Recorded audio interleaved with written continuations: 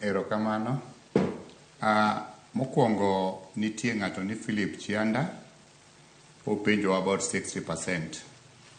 Gikoro korka matatu awasewacho ni 60% mwamiyo jogweng' wan wakia waongego. Ka gin gi matatu to gibi mondo gijoin moa mondo wati together mondo migi amiya kuma giche gigodhiye. 60% marwa ma wan go ni to kane ka nitie. Kapo ni nitie Wach Kibanda, wan ok wan jo Kibanda. Jo Kibanda nitie.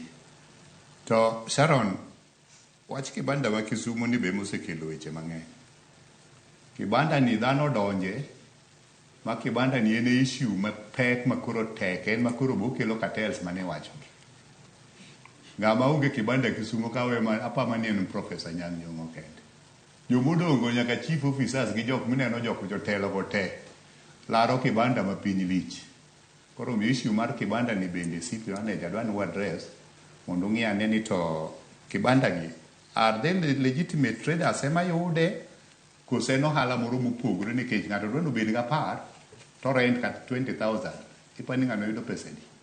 It's a lot of money. En gima bro kelo lweny kendo ji bro negore.